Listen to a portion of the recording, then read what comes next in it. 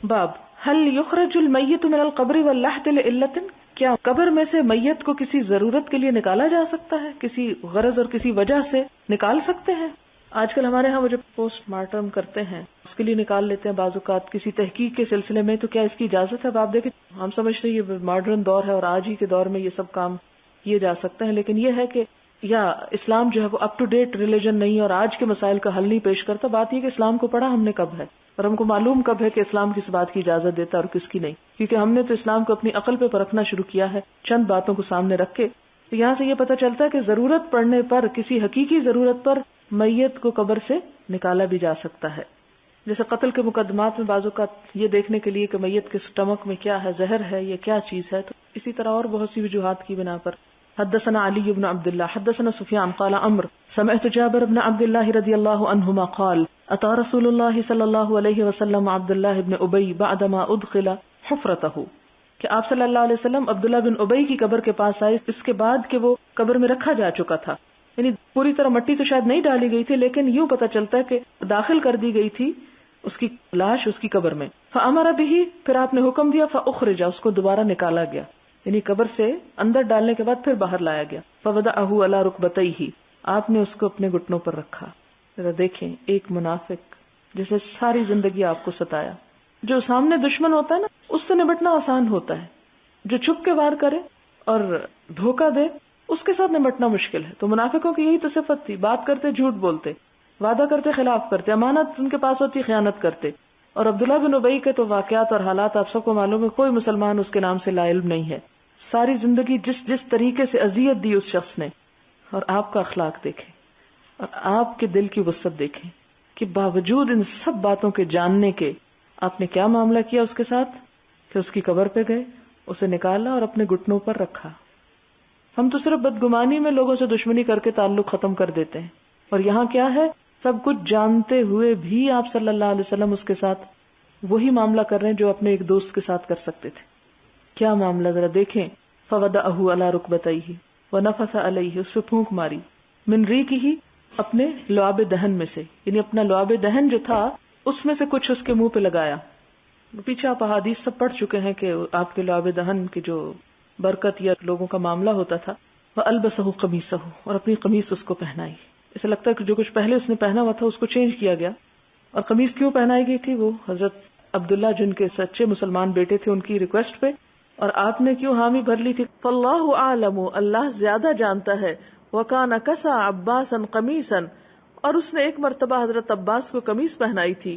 کہا جاتا ہے کہ حضرت عباس جب قید ہو کر آئے تھے تو عبداللہ بن ابی نے ان کو قمیص دیا تھا، تو اس کا بھی احسان اتارنا چاہتے تھے. قال سفیان وقال ابو ہارون وکان علی رسول اللہ صلی اللہ علیہ وسلم قمیصان، اور آپ صلی اللہ علیہ وسلم اس وقت 2 کرتے پہنے ہوئے تھے اوپر تلے. فقال له ابن عبداللہ، تو عبداللہ بن ابی کے بیٹے نے کہا یا رسول اللہ البس ابی قمیصک، اپنی قمیص میرے باپ کو پہنا دیجیے. الذی یلی جلدک، وہ جو آپ کی اسکن کے ساتھ لگی ہوئی ہے، یعنی اوپر والی نہیں اندر والی. قال سفیان فیرون ان النبی صلی اللہ علیہ وسلم البس عبداللہ قمیصہ مکافأۃ لما صنع، تو وہ لوگ سمجھتے تھے آپ صلی اللہ علیہ وسلم نے عبداللہ بن ابی کو جو قمیص پہنائی ہے یہ بدلہ ہے اس چیز کا جو اس نے آپ کے ساتھ ایک مرتبہ احسان کیا تھا. یعنی اگر دشمن بھی احسان کرے تو اس احسان کو بھی ماننا چاہیے اور اس احسان کا بھی بھلائی کے ساتھ بدلہ دینا چاہیے. حدثنا مسدد اخبرنا بشر بن المفضل حدثنا حسین المعلم ان عطاء ان جابر رضی اللہ عنہ قال لما حضر احد دعانی ابی من اللیل فقال، یہ حضرت جابر بن عبداللہ کے والد کی شہادت کا قصہ یہ پیچھے بھی مختصراً گزر چکا ہے، یہاں تھوڑی تفصیل ہے. کہتے ہیں کہ احد کی رات میرے والد نے مجھ کو بلایا. یا یاد رہے کہ حضرت جابر جو تھے وہ اکلوتے بھائی تھے اور ان کی بہت ساری بہنیں تھیں. اور ایک اور جگہ آپ دیکھیں گے کہ ان کی شادی کا واقعہ آتا ہے کہ انہوں نے ایک شادی شدہ عورت سے شادی کر لی، یعنی مطلقہ تھیں یا بیوہ تھیں.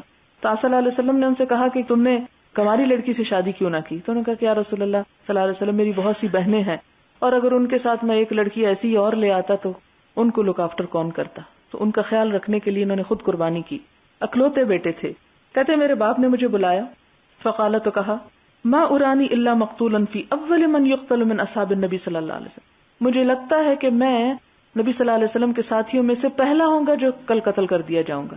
یعنی ان کو گویا ایک ایسی فیلنگ ہو رہی تھی، اور ایسی فیلنگ بعض اوقات آپ نے بھی دیکھا ہوگا کہ کوئی کام ہونے والا تو اس سے پہلے ہی آپ کے دل میں کھٹک آنے شروع ہو جاتی تو بالکل اسی طرح ان کو بھی یوں لگتا ہے کہ جیسے جنت کی خوشبو آ رہی ہو اور وہ کہہ رہے ہوں کہ مجھے لگتا ہے کہ میں آپ صلی اللہ علیہ وسلم کے ساتھیوں میں سب سے پہلے شہید کر دیا جاؤں گا. وَإِنِّي لَا أَتْرُكُ بَعْدِي أَعَزَّ عَلَيَّ مِنْكَ غَيْرَ نَفْسِ رسول اللہ صلی اللہ علیہ وسلم. اور میں اپنے بعد تم سے زیادہ کوئی شخص عزیز نہیں چھوڑ رہا سوائے اللہ کے رسول صلی اللہ علیہ وسلم کے. یعنی دنیا کے تمام انسانوں میں تم سے مجھے بہت محبت ہے. ہاں اللہ کے رسول صلی اللہ علیہ وسلم تو ان سے بڑھ کر اور کوئی پیارا نہیں ہو سکتا، کیونکہ ایمان کا تقاضا یہی تھا. اور ایمان والا انسان اسی وقت ہو سکتا ہے جب اللہ کے رسول صلی اللہ علیہ وسلم انسان کو اپنے والدین اور اولاد ہر چیز سے بڑھ کر پیارے ہو جائیں. وَإِنَّ عَلَيَّ دَيْنًا، اور مجھ پر قرض ہے، فَقْضِ، اس کو پورا کر دینا. وَاسْتَوْصِ بِأَخَوَاتِكَ خَيْرًا، اور اپنی بہنوں کا خیال رکھنا. وَاسْتَوْصِ، خیر خواہی کرنا، بِأَخَوَاتِكَ، اپنی بہنوں کے ساتھ، خیرن، بھلائی کے ساتھ. فَأَصْبَحْنَا، صبح کی ہم نے، فَكَانَ أَوَّلَ قَتِيلٍ، وہ پہلے مقتول تھے، پہلے شہید تھے. وَدُفِنَ مَعَهُ آخَرُ فِي قَبْرٍ، اور دفن کیے گئے ان کے ساتھ ایک دوسرے شخص قبر میں، یعنی قبر میں ان کو اور ایک اور شخص کو ساتھ دفن کیا گیا، یعنی ملا کے دفن کیا گیا. کہا جاتا کہ ان کے اپنے بہنوئی تھے. ثُمَّ لَمْ تَطِبْ نَفْسِي أَنْ أَتْرُكَهُ مَعَ الْآخَرِ، کہتے ہیں کہ وہ جب دفن کیا گیا لیکن مجھے اچھا نہ لگا کہ میں اپنے باپ کو دوسرے کے ساتھ رکھوں. فَاسْتَخْرَجْتُهُ بَعْدَ 6 أشهر، 6 مہینے کے بعد میں نے ان کی قبر کھول کے ان کو نکالا. فَإِذَا هُوَ، تو وہ کیسے تھے، كَيَوْمِ وَضَعْتُهُ هُنَيَّةً غَيْرَ أُذُنِهِ، کہ ان کی لاش نکالی گئی تو وہ بالکل اسی طرح تھی جس طرح 6 ماہ پہلے ان کو وہاں رکھا گیا تھا، سوائے اس کے کہ ان کے کان جو تھا اس میں کچھ تھوڑا سی چیز لگ گئی تھی، یعنی کان گل رہا تھا. یہ ہے شہید کی جزا. یہ سب میرے سامنے ایک آرٹیکل ہے جس میں سے شاید چند لوگوں کو یہ میں پہلے سنا بھی چکی ہوں اور آپ کو معلوم بھی ہوگا. اور اتفاق کی بات یہ ہے کہ یہ جو جابر ہیں جن کے والد شہید ہوئے تھے اور جن کی شہادت کا قصہ یہاں لکھا ہوا، انہی کے بیٹے کا یہ واقعہ ہے. حضرت جابر ہی کا واقعہ ہے جو اپنے والد کو قبر سے نکالتے ہیں اور وہ شہید ہو جاتے ہیں. یہاں حضرت جابر اور حضرت حذیفہ بن یمان، ان کا اس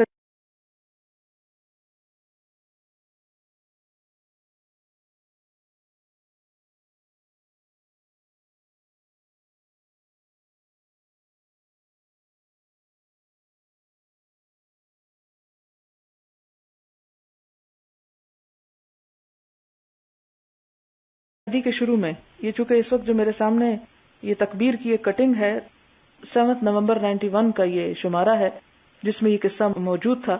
اور قصہ یہ تھا جس کو بہت تفصیل سے ایک خاتون نے جو اس جنازے میں شریک تھی، کیونکہ یہ صحابہ کرام کی 2 قبریں تھیں جن کو کھودا گیا اور پھر دوبارہ ان کو دفن کیا گیا جنازہ پڑھا کے، تو یہ خاتون جو یہ قصہ لکھتی ہیں، طویل قصہ ہے، اس وقت نہیں ہے، یہ خود اس جنازے میں موجود تھی. یہ کسی سفیر کی بیگم تھی تو وہ وہاں پر موجود تھے، تو یہ بھی وہاں تھی، تو انہوں نے پھر آ کے کتاب لکھی اور اس میں اس قصے کو نقل کیا جو ان کا عینی شاہد قصہ تھا. قصہ کیا تھا کہ میں ذرا یہاں آپ کو پڑھ کے تھوڑا سا سنا دیتی ہوں. حضرت جابر بن عبداللہ اور حضرت حذیفہ بن الیمان کا 50-60 سال قبل پیش آنے والا یہ ایمان افروز واقعہ کہ عراق کے مفتی اعظم اور اس وقت سربراہ سلطنت شاہ فیصل نے بیک وقت اور متواتر یہ خواب دیکھا کہ یہ دونوں صحابہ ان سے اپنے مزارات میں دریا کے پانی کی آمد کی شکایت کر رہے ہیں. یعنی ان کی قبریں تھی کہیں پر اور یہ خواب میں مسلسل آ رہے تھے کس کو، وہاں کے مفتی اعظم کو اور بادشاہ کو اس وقت کے، کہ پانی ہماری طرف بڑھ رہا ہے لہٰذا تم ہماری قبریں منتقل کرو. جس کے بعد شاہ فیصل نے مفتی اعظم کے فتوے کے بعد صحابہ کرام کے اجسام کو منتقل کرنے کا فیصلہ کیا. اس کے بعد پوری مسلم دنیا سے آنے والے لاکھوں زائرین کی موجودگی میں یہ کارروائی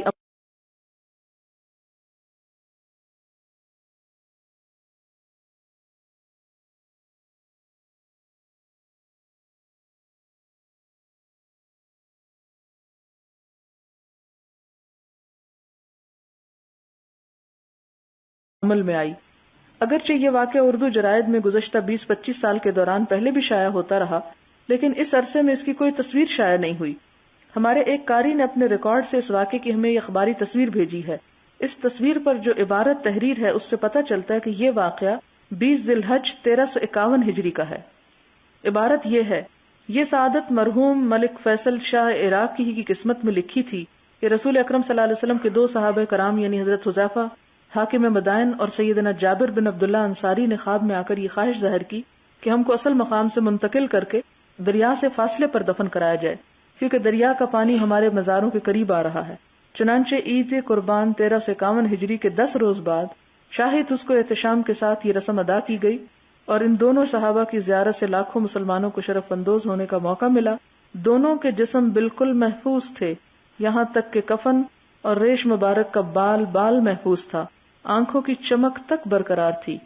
یہ اسلام کی صداقت کا عینی ثبوت ہے۔ یہ تصویر ہے، کافی پرانا کوئی اخبار ہے، تصویر ویسے نہیں ہے، ان صحابہ کرام کی شکل کی تصویر نہیں ہے اس میں، اور نہ لی گئی، جنازوں کی تصویر ہے، اور اس میں جو خاتون وہاں پر موجود تھی انہوں نے بہت تفصیل سے کہانی لکھی ہوئی ہے، اور کس کس طریقے سے وہ سب کچھ کاروائی جو تھی وہ مکمل ہوئی۔ بہرحال شہادت کا اپنا ایک لطف ہے، لیکن یہ اسی کو نصیب ہو سکتی ہے جس کو اللہ تعالیٰ سے اتنی محبت ہو کہ اپنی جان کی بھی پرواہ نہ ہو۔ کہتے ہیں نا، تو بچا بچا کے نہ رکھ اسے، تیرا آئینہ ہے وہ آئینہ کہ شکستہ ہو تو عزیز تر ہے نگاہ آئینہ ساز میں۔ کہ اللہ تعالیٰ جس نے یہ آئینہ، یہ دل، یہ روح ہمیں دی ہے، اگر یہ دل اس کے لیے ٹوٹتا ہے، یہ زندگی اس کے لیے جاتی ہے، تو یہ اس کو اور پیاری ہو جاتی۔ اس کے لیے مرنا اور اس کے لیے ٹوٹنا اور اس کے لیے بکھرنا اور اس کے لیے تکلیفیں اٹھانا، اس سے بڑھ کر اور کوئی سعادت کی بات ہو نہیں سکتی کسی انسان کے لیے۔ لیکن وہ لوگ جو دنیا سے چمٹ کر رہ گئے اور دنیا کی محبت ان کے دلوں میں گھر کی ہوئی ہو، ان کو یہ لطف سمجھ آ ہی نہیں سکتا۔ حدثنا علی بن عبد اللہ حدثنا سعید بن عامر عن شعبۃ عن ابن ابی نجیح عن عطاء عن جابر رضی اللہ عنہ قال دفن مع ابی رجل فلم تطب نفسی حتی اخرجته فجعلته فی قبر علی حدۃ، کہ مجھے اچھا نہ لگا کہ میرے والد دوسرے شخص کے ساتھ ہیں۔ اس وقت تو مجبوری تھی، 70 کے قریب صحابہ کرام شہید ہو چکے تھے۔ اب آپ دیکھیں کہ 70 لاشیں اگر آپ نے دفنانی ہوں، پورا دن چاہیے، بہت کام چاہیے، اور دشمن سر پہ کھڑا ہے، اور اس دوران آپ نے پھر کیا کیا؟ جلدی جلدی دو کو ایک قبر میں ڈال دیا، اور یہ بتانے کے لیے بھی آپ نے ایسا کیا ہوگا کہ اکٹھا دفن کیا جا سکتا ہے شہیدوں کو۔ پھر یہ ہے کہ حضرت جابر کو یہ بات اچھی نہیں لگ رہی تھی، باپ ان سے محبت کرتے تھے، وہ بھی باپ سے محبت کرتے ہوں گے، اور ہو سکتا ہے کہ وہ جو دونوں آپس میں تھے ان کی کوئی بہت زیادہ بہنوئیوں کے ساتھ عموماً اتنی نہیں بنتی، ہو سکتا ہے کہ انہیں معلوم ہو کہ والد ان کے ساتھ بہت خوش نہیں ہوتے تھے، لیکن شہادت کے بعد وہ سب علائشیں دل سے نکال دی جاتی ہیں اگر دنیا میں کسی کے ساتھ ایک دوسرے کو ہو بھی ایسا تعلق میں کوئی بگاڑ وغیرہ۔ قرآن پاک میں بھی اس کا ذکر پڑھیں گے آپ۔ تو اس صورت میں انہوں نے کہا کہ 6 مہینے گزرے تو مجھے اچھا نہیں لگا کہ میرے والد قبر میں ان کے ساتھ، انہوں نے ان کو نکالنا چاہا، قبر کھود دی، اور یہ چونکہ حضور صلی اللہ علیہ وسلم کے عہد میں ایسا ہوا لہٰذا وہ قبر کھود کے ان کی لاش کو نکالا گیا، اور صحیح سلامت تھی وہ، تو آپ نے اس پہ منع نہیں کیا۔ اس سے امام بخاری یہ باب لاتے ہیں کہ ضرورت کے وقت اگر میت کو ایک قبر سے نکال کر کسی اور جگہ منتقل کرنا ہو یا کوئی اور ضرورت ہو، لعلۃ کا لفظ آیا ہے، تو ایسا کرنے کی اجازت ہے، کیونکہ یہ ٹیسٹ اپروول تھا نا آپ کا۔ اگر ہم کو یہ پتہ چل گیا تو کیا آپ صلی اللہ علیہ وسلم کو پتہ نہیں چلا ہوگا؟ آپ کو بھی پتہ چلا ہوگا، لیکن آپ نے اس سے منع نہیں کیا۔ باب اللحد والشق فی القبر، یعنی لحد بنانا یا شق یعنی صندوقی قبر بنانا۔ صندوقی سے مراد یہ کہ سیدھی قبر بس۔ حدثنا عبدان اخبرنا عبد الله اخبرنا الليث بن سعد قال حدثني ابن شهاب عن عبد الرحمن بن كعب بن مالك عن جابر بن عبد الله رضي الله عنهما قال كان النبي صلى الله عليه وسلم يجمع بين رجلين من قتلى أحد ثم يقول أيهم أكثر أخذا للقرآن فإذا أشير له إلى أحدهما قدمه في اللحد فقال أنا شهيد على هؤلاء يوم القيامة فأمر بدفنهم بدمائهم ولم يغسلهم۔ ان ساری روایات سے ایک بات اور پتہ چلتی، شہادت اپنی جگہ بہت بڑا مقام، لیکن اس کے باوجود شہیدوں میں بھی درجہ بڑا اس کا ہے جس کے پاس پھر علم ہو، اور خاص طور پر قرآن کا علم۔ باب اذا اسلم الصبی فمات هل يصلى علیہ، اگر کوئی بچہ مسلمان ہو جائے یعنی ابھی بالغ نہیں ہوا، مسلمان ہو جائے پھر وہ مر جائے، کیا اس پہ بھی جنازہ پڑھا جائے گا؟ بعض بچے مسلمان ہو جاتے ہیں، اللہ تعالیٰ ان کو زیادہ سمجھ دے دیتا ہے بنسبت بڑوں کے، تو ایسی صورت میں ماں باپ تو اس کے سارے کافر ہیں، تو جنازہ اس پہ کیا ہوگا یا نہیں ہوگا؟ وَهَلْ يُعْرَضُ عَلَى السَّبِيِّ الْإِسْلَامُ، اور کیا بچے کو اسلام کی دعوت دی جا سکتی ہے؟ کیا یہ ہیومن رائٹس کے اگینسٹ تو نہیں کہ آپ ایک بچے کو ورغلا رہے ہیں؟ یہ ورغلانے کی بات نہیں ہے، آپ صلی اللہ علیہ وسلم کے طرز عمل سے ثابت ہے کہ آپ نے بچے کو بھی اسلام کی دعوت دی، اور یہ اس لیے کہ آپ صلی اللہ علیہ وسلم کے دل میں ہر ایک کی ہمدردی تھی اور ہر ایک کی محبت تھی کہ وہ کسی طرح آگ سے بچ جائے۔ وقال الحسن وشریح وابراہیم وقتادۃ اذا اسلم احدهما فالولد مع المسلم، کہ اگر ان دونوں میں سے کوئی ایک مسلمان ہو جائے تو لڑکا مسلمان کے پاس ہوگا۔ مراد کیا ہے؟ ماں اور باپ دو تھے، ایک بچہ تھا، ماں مسلمان ہو گئی، باپ کافر رہا، اور بچہ بھی مسلمان ہو گیا، تو بچہ کس کے ساتھ رہے گا؟ ماں کے ساتھ، اور اگر باپ مسلمان ہے تو باپ کے ساتھ۔ وکان ابن عباس رضی اللہ عنہما مع امہ من المستضعفین، کہ ابن عباس اپنی ماں کے ساتھ کمزور مسلمان سمجھے جاتے تھے، کیونکہ ان کے باپ جو تھے مسلمان نہیں ہوئے تھے۔ حضرت عباس مسلمان نہیں ہوئے تھے پہلے، بعد میں ہوئے، لیکن ان کی ماں جو تھی ام الفضل، فضل ان کے بڑے بھائی تھے عبداللہ کے، تو ان کی ماں ام الفضل کہلاتی تھی۔ تو ماں بھی مسلمان ہو گئی، بیٹا بھی مسلمان ہو گیا، باپ نہیں ہوا، دونوں بیچارے کمزور مسلمانوں میں سے شمار کیے جاتے تھے۔ ولم یکن مع ابیہ علی دین قومی، اور ابن عباس اپنے باپ کے ساتھ اپنے قوم کے دین پر نہیں تھے۔ وقال الاسلام یعلو ولا یعلا، تو ابن عباس کیا کہتے ہیں؟ اسلام غالب رہتا ہے اور مغلوب نہیں ہوتا۔ اس کا کیا مطلب ہے؟ کہ خواہ ہم کمزور ہی کیوں نہ ہوں، یعنی ماں تھی میری باپ کے مقابلے میں کمزور تھی، اور وہ مسلمان ہوئی، میں مسلمان ہوا، تو میں کمزور ماں کے ساتھ چلا گیا، کیونکہ اسلام کی قوت زیادہ ہے بنسبت اس کے کہ بظاہر جسمانی قوت میں ایک باپ نظر آتا ہے لیکن اس کے ساتھ نہیں۔ تو اسلام کا یہ فیصلہ کیا ہے کہ صاحب اسلام کو زیادہ حق ہے، یعنی ماں یا باپ میں سے جو مسلمان ہو وہ زیادہ طاقتور ہے اللہ تعالیٰ کے نزدیک، اور بچے کو لینے کا حقدار بھی وہ زیادہ، اور خصوصاً بچے کی بات اس لیے بھی کی گئی کہ بچے اپنے والدین کے دین پر ہی ہوتے ہیں نا، جس ماحول میں وہ رہتے ہیں ویسے ہی بن جاتے ہیں۔ اب اگر ایک ایسی فیملی ہے کہ جس میں ماں جو ہے وہ کرسچن ہے مثال کے طور پر، لیکن باپ مسلمان ہے، خدا نخواستہ دونوں میں سیپریشن ہو جاتی ہے، تو ایسی صورت میں بچہ کس کے پاس جائے گا؟ کیا فیصلہ کیا جائے گا؟ اسی کے ساتھ جو مسلمان ہوگا، تاکہ اس بچے کی، اور خصوصاً باپ کا ویسے بھی اس لحاظ سے حق بنتا ہے کہ نسل اس کی طرف منسوب ہوتی ہے، اس لیے باپ جس طرف بھی اس کو لے جائے، لیکن اگر وہ مسلمان ہو تو، اگر وہ کافر ہے تو ماں اس باپ کے مقابلے میں زیادہ حقدار ہوگی اس کو لینے کی۔ یہ سب کچھ اس وقت ہے جب ایک اسلامی حکومت میں فیصلہ ہو رہا ہے، اگر کہیں اور ہے تو پھر وہ تو اپنے قانون کے مطابق کریں گے، پھر آپ کو تو حق نہیں ہے، پھر آپ کو سزا ہے وہاں رہنے کی۔ حدثنا عبدان اخبرنا عبداللہ عن یونس عن الزہری قال اخبرنی سالم ابن عبداللہ ان ابن عمر رضی اللہ عنہما اخبرہ ان عمر انطلق مع النبی صلی اللہ علیہ وسلم فی رہط۔ یہ ذرا ایک قصہ ہے، دھیان سے سنیے گا کہ حضرت عمر جو تھے وہ گئے کس کے ساتھ؟ نبی صلی اللہ علیہ وسلم کے ساتھ۔ کہاں گئے؟ فی رہط، ایک گروہ میں، یعنی ایک گروہ کے ساتھ۔ رہط کہتے ہیں 10 سے کم کا گروہ، کیونکہ قصے کے راوی سالم بن عبداللہ ہیں اور عبداللہ بن عمر ہیں، پھر عبداللہ بن عمر اپنے باپ سے، اس لیے وہ گروہ میں اور بھی صحابہ ہوں گے، لیکن روایت چونکہ حضرت عمر کی ہے اس لیے ان کی طرف منسوب کی جا رہی ہے اور رہط کا نام نہیں لیا گیا۔ کہاں گئے؟ قبلہ، جانب، طرف، ابن سیاد کی طرف۔ یہ ابن سیاد ایک یہودی لڑکا تھا، یہ عام لڑکوں سے مختلف تھا۔ اس کو بعض اوقات ایسے اشارات ہو جاتے تھے کہ جس سے کوئی آنے والی یا ادھر ادھر کی باتیں اس کو پتہ چل جاتی تھی، جو عام طور پر کاہنوں کے ساتھ ہوتا ہے۔ آپ نے اسے اسلام کی دعوت دی، یہ کہتے ہیں کہ مسلمان ہو گیا، پھر اس کے اولاد میں بڑے عالم لوگ ہوئے۔ اس کا ایک بیٹا تھا عمارہ جو امام مالک کا استاد تھا، جی ہاں، لیکن ابتدا میں ابھی یہ یہودی ہی ہے، جو قصہ ابھی آپ پڑھیں گے اس کے غیر اسلامی حالت کا قصہ ہے۔ ابن سیاد کے پاس گئے، یعنی یہ کاہن بچہ جو تھا، حتی وجدوہ یلعبو، دیکھا اس کو کہ کھیل رہا ہے مع صبیان، بچوں کے ساتھ، کیونکہ ابھی بچہ سا تھا، لہذا جب آپ صلی اللہ علیہ وسلم اور صحابہ کرام اس کے پاس گئے پورا وفد بن کے، تو وہ کیا کر رہا تھا؟ کھیل رہا تھا۔ اور یہ کس لیے گئے تھے؟ دراصل اسلام کی دعوت دینے۔ ان دا اتم بنی مغالطہ، اتم گھر کو کہتے ہیں، اب گھر تو بہت سے قسم کے ہوتے ہیں، اتم کیوں؟ اتم کہتے ہیں پتھروں کا بنا ہوا گھر، یہ کچی مٹی کا گھر ہوتا ہے تو اتم پتھر کا گھر، اینٹوں کا گھر کہہ سکتے ہیں آپ۔ مثلا بنی مغالہ انصار کا ایک قبیلہ ہے۔ وقت قارب ابن سیاد، اور قریب آ چکا تھا ابن سیاد، کس کے؟ الحلم، بلوغت کے، یعنی بالکل چھوٹا بچہ بھی نہیں تھا اور جوان بھی نہیں ہوا تھا، جوان ہونے کے قریب تھا۔ فلم یشعر، تو اس کو پتہ نہیں چلا کہ صحابہ کرام آ رہے ہیں، کھیل میں مصروف رہا۔ حتی ضرب النبی صلی اللہ علیہ وسلم بیدہ، یہاں تک کہ نبی صلی اللہ علیہ وسلم نے اپنا ہاتھ اس پہ مارا، یعنی جا کے اس کو تھپ تھپایا۔ ثم قال ابن سیاد، پھر ابن سیاد سے کہا، اتشہد انی رسول اللہ، کیا تم گواہی دیتے ہو کہ میں اللہ کا رسول ہوں؟ فنظر الیہ ابن سیاد، تو ابن سیاد نے آپ کی طرف دیکھا، فقال، کہنے لگا، اشہد انک رسول الامیین، میں گواہی دیتا ہوں کہ آپ امیوں کے یعنی عربوں کے رسول ہیں۔ یہ دو ٹرمز ہیں، ایک اہل کتاب اور ایک امیین۔ اہل کتاب کون؟ جن کے پاس تورات اور انجیل وغیرہ تھی، اور امی کون؟ کہ جو آسمانی کتابیں نہیں رکھتے تھے۔ عربوں کے لیے یہ لفظ استعمال کیا جاتا ہے۔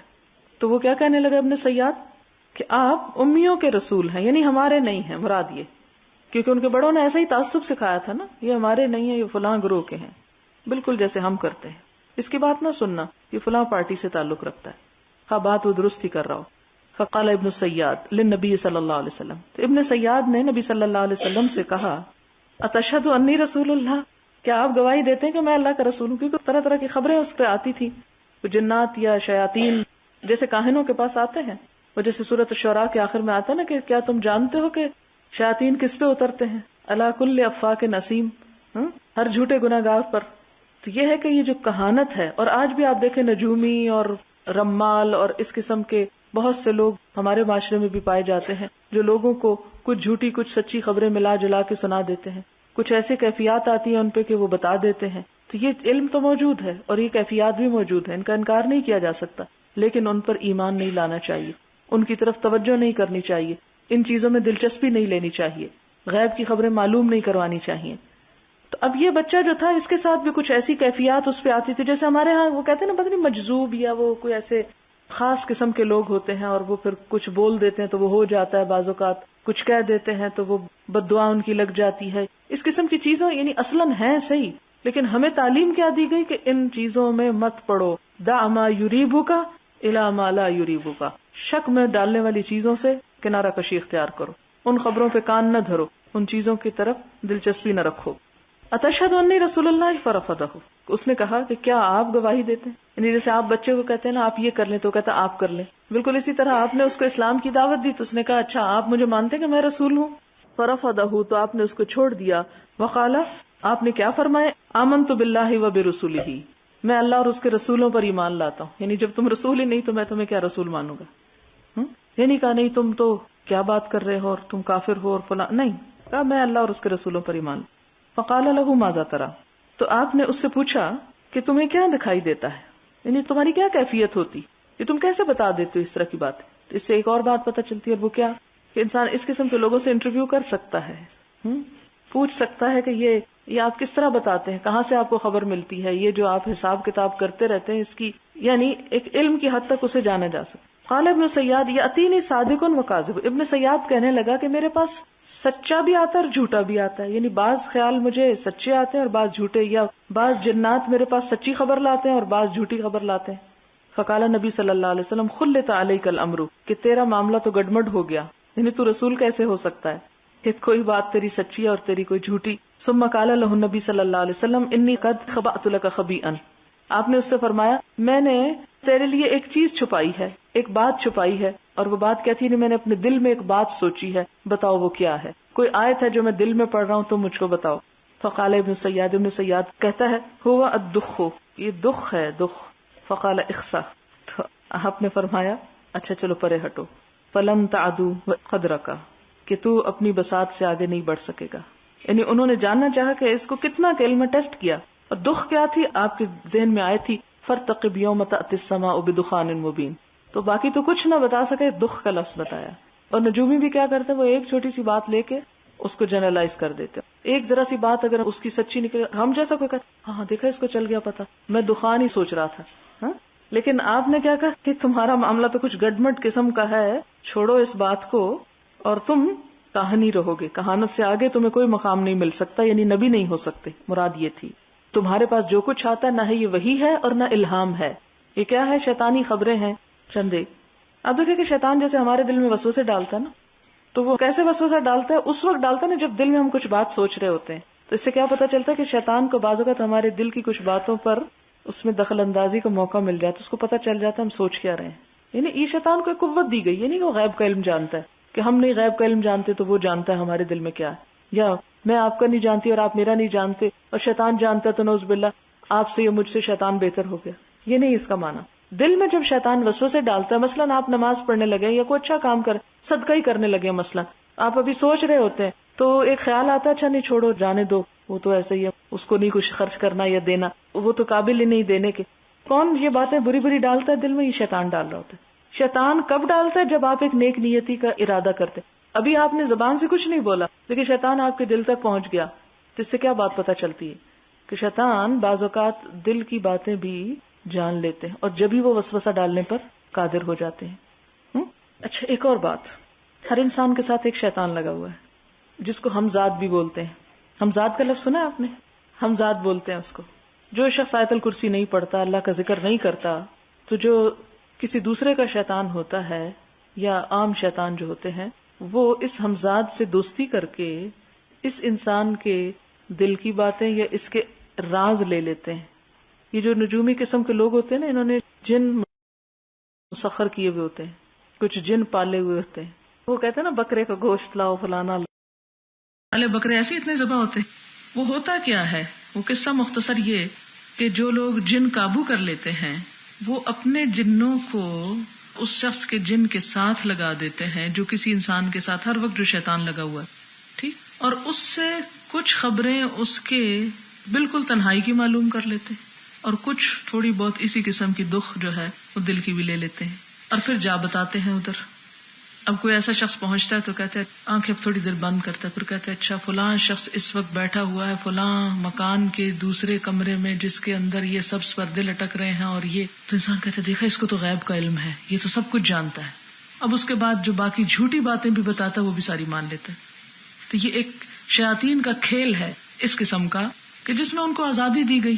وہ جنت میں پہنچ گیا تھا بہکانے کو، تو یہاں دنیا میں تو بہت ہی آزاد ہے. وہ اس نے کہا تھا نا کہ رب انظرنی الی یوم یبعثون، مجھے مہلت دے. یہ اس کو مہلت دی گئی ہے، آزادی دی گئی ہے، اور انسان سے تھوڑی بڑھ کے آزادی دی گئی ہے کہ وہ انسان کو جیسا چاہے گمراہ کر لے.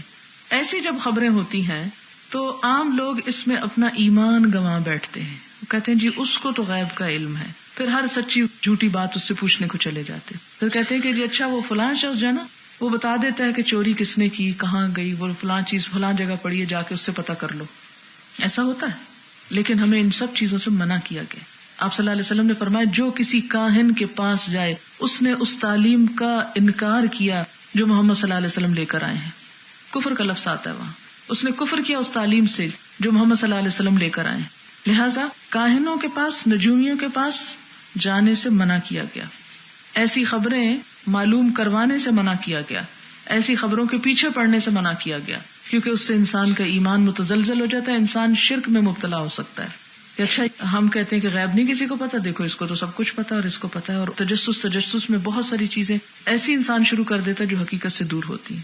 ہاں اب آپ کو بتاؤں طریقہ ان ساری چیزوں سے بچنے کا. اللہ کا ذکر.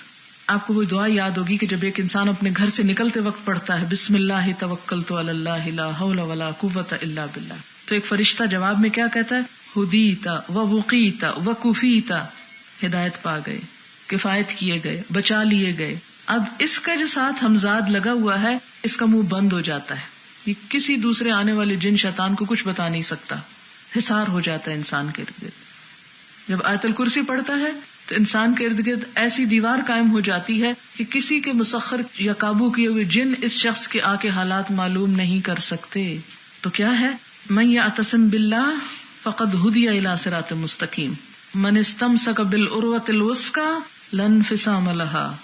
آیت الکرسی کے بعد آتی ہے نا یہ آیت، پڑھی ہوگی آپ نے. تو جو شخص یہ پڑھ لیتا ہے، اور سوتے وقت خاص طور پر اسی لیے پڑھنے کو کہا گیا کہ انسان غافل ہو جاتا ہے، اس کو نہیں پتا کہ اس پہ شیطان حملہ کریں، جن کر رہے ہیں، کون کر رہا ہے، کیا ہو رہا ہے.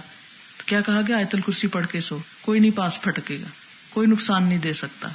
تو یہی ہے اللہ کو تھام لینا، اس سے دوستی کر لینا، اس کو یاد کر لینا کہ جس کے بعد کوئی چیز پھر آپ پہ غالب نہیں آ سکتی. الاسلام یعلو ولا یعلا، اسلام غالب آتا ہے مغلوب نہیں ہوتا.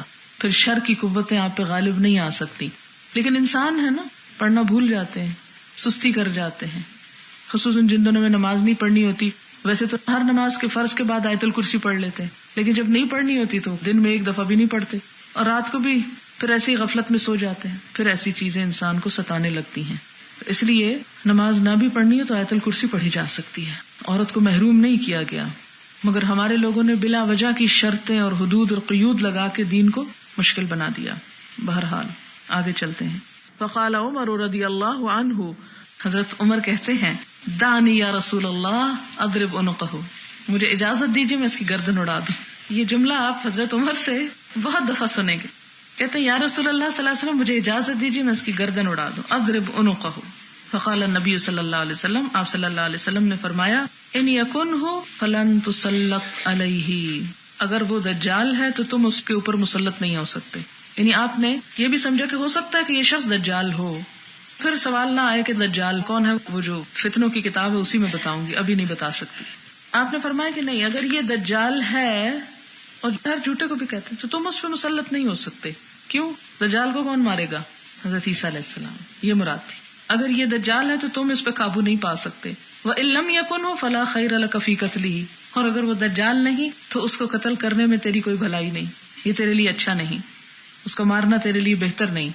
وقال سالم، حضرت عمر کے پوتے سالم کہتے ہیں سمعت ابن عمر، میں نے اپنے ابا ابن عمر سے سنا، رضی اللہ عنہما یقول، اللہ ان دونوں سے راضی ہو، کہتے ہیں انطلق بعد ذالک رسول اللہ صلی اللہ علیہ وسلم، کہ اس کے بعد نبی صلی اللہ علیہ وسلم چل دیے، وہ ابی بن کعب اور ابی بن کعب الی النخل التی فیہا ابن سیاد، اس کھجور کے درخت میں جہاں ابن سیاد ہوتا تھا، وہو یختل، اور وہ وہاں پر اکیلے تھے، ان یسمع من ابن سیاد، کہ ابن سیاد سے کچھ سنیں کہ کیا کہتا ہے یہ، قبل ان یراہ ابن سیاد، اس سے پہلے کہ ابن سیاد آپ کو دیکھ لے. یعنی چپکے چپکے آپ صلی اللہ علیہ وسلم ابی ابن کعب کے ساتھ ان کھجوروں کے درختوں کے پاس گئے جہاں وہ رہتا تھا.